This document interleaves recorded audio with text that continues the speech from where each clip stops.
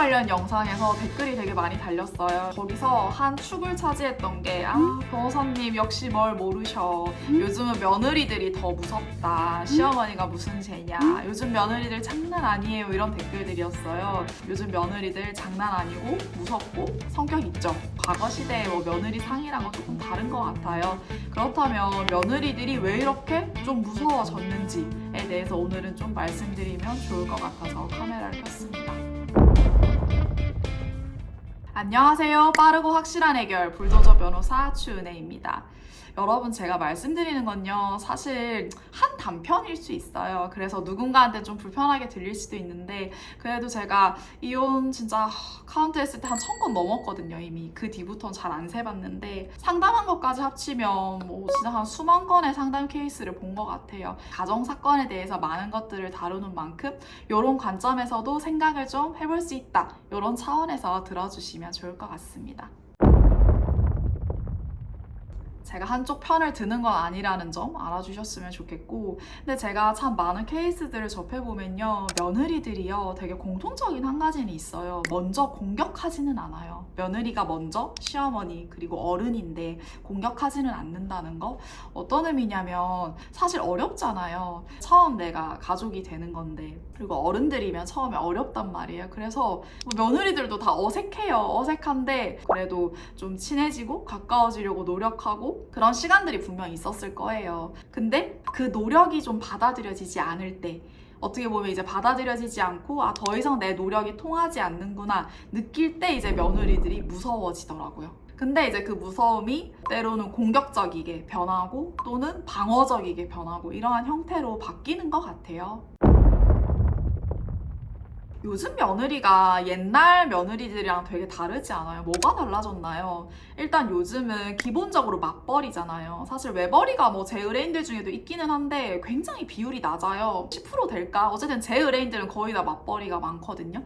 그러면 하루 종일 일하잖아요. 똑같아요. 하루 종일 일하고 지쳐있고, 그러면 이제 주중에는 풀인데, 그런데 이제 주말에 시댁 가족 행사 가고 제사 챙기고 어른들 인사 안부 묻고 이런 게 사실 쉽지 않다는 거죠. 그리고 내가 이제 사회생활을 하면서 돈을 번다는 건 굉장히 주체적인 거죠. 그리고 경제적으로 남자한테 엄청 종속되고 그런 여자들이 잘 없어요, 요즘은. 그렇기 때문에 뭔가 참고 희생해라, 참는 게 미덕이다, 요즘 며느리들이 그렇지가 않아요. 그래서 사실 며느리가 못된 게 아니라 시대가 바뀐 거죠. 그러니까 우리가 또 추구하는 좀 여성상 이런 모습들도 많이 바뀌고, 그거에 따라서 여성들이 좀 주체적으로 자기 목소리도 내고 그렇게 좀 바뀌어가는 것 같아요. 그래서 요즘 며느리들이 되게 세졌다 이런 말은 사실 우리 사회에서 여성들의 지위나 여성들의 삶의 모습이 달라졌다 이렇게 평가할 수 있을 것 같아요.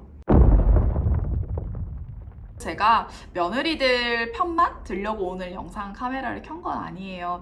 그런데 그 과정에서 어쨌든 둘 다 잘 보이려고 했겠죠. 잘 보이려고 노력했는데 그게 통하지 않을 수 있고, 그러면서 왜 우리가 사람이 거절을 당하면 이제 내 방어 기제가 올라가잖아요. 그러면서 그거를 공격하는 사람이 있고 회피하는 사람이 있고, 그 방식들은 다르지만 어쨌든 어느 순간부터 이제 내가 관계를 단절하게 되는 거죠. 근데 이런 방식들은 좀 돌아볼 필요가 있는 것 같아요. 왜냐하면 저희 의뢰인들도 그냥 변호사님 연락 끊고 살아요 이렇게 얘기를 해요. 근데 그거는 사실 해결된 건 아니거든요. 언젠가는 터져요. 그리고 그 과정에서 사실 결국 시어머니랑 내가 갈등이 시작된 건데, 결국에는 가장 힘든 건 사실 남편이에요. 아들이자 남편이 가장 힘들고, 그로 인해서 결국 손해보는 건 나예요. 손해본다는 게 어떤 의미냐면, 어느 아들이 자기 엄마랑 싸우는 사람을 좋아하겠어요. 그래서 시어머니와 나의 갈등이 결국 남편과 나의 갈등으로 번져오고, 그게 부부 사이에 사실 좋을 순 없죠. 그렇기 때문에 관계가 다 끝났어요, 끊고 살았어요, 이게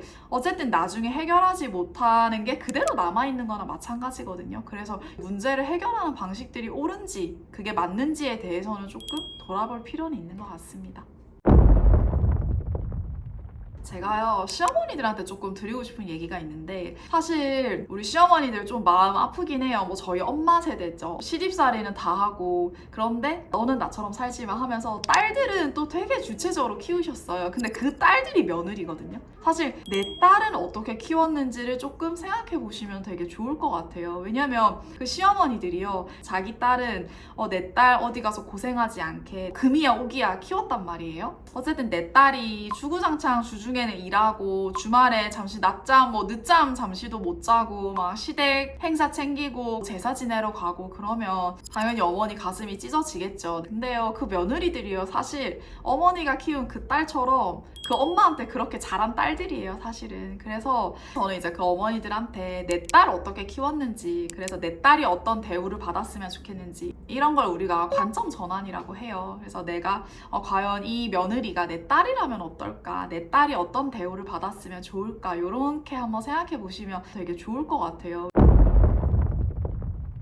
법적으로요, 며느리들도 시부모님에 대해서 부양 의무가 있어요. 그런데 그건 1차적인 건 아니고요, 2차적이라고 하거든요. 우리가 2차적 보충적이라고 하는데, 그래서 법적 의무 위반 이렇게까지는 아닌데, 그래도 내가 좀 경제적으로 여유가 있고 1차적 부양 의무를 다 한 선에서는 그 다음에 어쨌든 시부모님에 대해서 우리 며느리 그리고 사위가 장모님, 장인어른에 대해서 이러한 부양 의무가 2차적으로는 있다, 보충적으로 있다 정도. 그래서 만약에 시부모님이 경제 생활을 유지하는 게 어렵고 너무 어렵다, 그럼 당연히 도와주는 거는 법적 의무가 맞고요.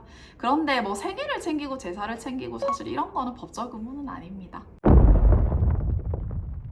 제가 꼭 며느리분한테 말씀드리고 싶은 거 있어요. 시부모님들에 대해서 막 욕 같은 거 있죠. 그런 거 카카오톡방에 보내거나 SNS 올리거나 이런 건 진짜 조심하셔야 돼요. 우리가 이런 걸 정통망법 명예훼손이라고 하는데요, 형량이 생각보다 많이 세고요. 그래서 그런 걸로 제가 벌금 1, 2천만 원 내는 사람들도 봤거든요. 제가 했던 사건들도 있었고, 그래서 이런 것들 조금 조심하셔야 됩니다. 실제로 시부모님 욕 SNS에 올렸다가 벌금형, 징역형, 집행유예 나오고 이런 사건들이 있거든요. 형량이 생각보다 높아요. 우리가 카카오톡이나 SNS에 사실 적시 명예훼손 했을 때 3년 이하 징역 또는 3천만 원 이하 벌금이고요. 만약에 그게 거짓말이다, 그러면 7년 이하 징역, 5천만 원 이하 벌금까지 가거든요.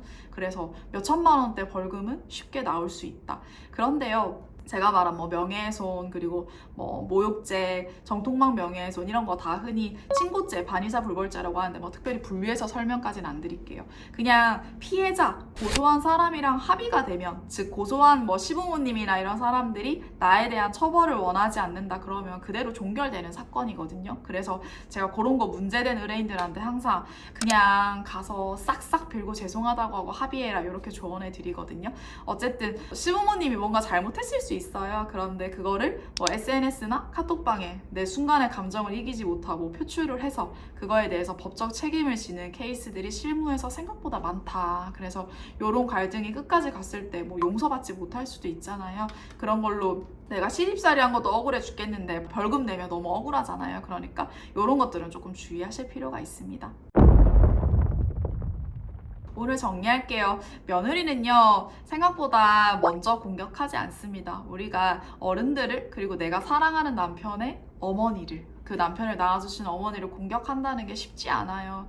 근데 누가 먼저 시작했냐, 그 역사를 따지는 게 뭐가 의미가 있겠어요. 다만 이 영상을 보고 계신 이제 어머니들에게는 며느리가 뭔가 먼저 공격하지 않는다는 거는 조금 알아주셨으면 좋겠고, 한편 며느리들도 나이 들어가는 어머니 보면 좀 안쓰러울 때가 있어요. 그런 마음을 조금은 한 번쯤은 가져보자 정도 말씀드리고 싶고요. 그리고 며느리도 누군가의 귀한 딸이라는 거, 내 딸 키운 그 마음 있죠. 그걸로 우리 며느리들도 엄마한테 똑같이 교육받고 자라서 아주 사회생활도 열심히 하고 주체적으로 살아가고 그런 과정에서 갈등들이 생기는 것 같아요. 옛날에 생각하는 우리 며느리 상이랑은 되게 다르죠. 근데 또 우리 며느리들이 중심을 잘 잡아야 될 게, 그것 때문에 제발 남편이랑 싸우지는 마세요. 그 갈등이 부부 사이로까지는 들어오지 않게 하는 거는 또 두 사람의 지혜가 필요한 것 같아요. 제가 예전에도 얘기했는데, 시댁이 문제가 있으면요, 그냥 그러려니 하세요. 나이 있는 분들이고 내가 거리 두면 되거든요, 적당히. 근데 그걸로 남편이랑은 좀 적당히 싸우자. 초반에 조금만 싸우세요, 그냥. 저는 첫 상담부터 재판 러닝까지 제가 모든 사건을 함께 합니다. 제가 사건 진행해보면요. 변호사 변경할 때 우리 의뢰인들 되게 힘들어해요. 왜냐면 똑같은 설명 또 해야 되잖아요. 저도 같은 말 반복하는 거 힘든데 특히 이런 가정사를 계속 말하는 거 쉽지 않잖아요. 그래서 저는 변호사 변경 없이 제가 끝까지 러닝메이트가 되어드린다는 거. 생각보다 이혼은 어렵지 않습니다. 그래서 이혼할 수 있는 방법들. 변호사님 이런 시집살이 증거가 없는데요. 괜찮아요. 제가 다 정리해 드릴 테니까 연락 주시면 됩니다.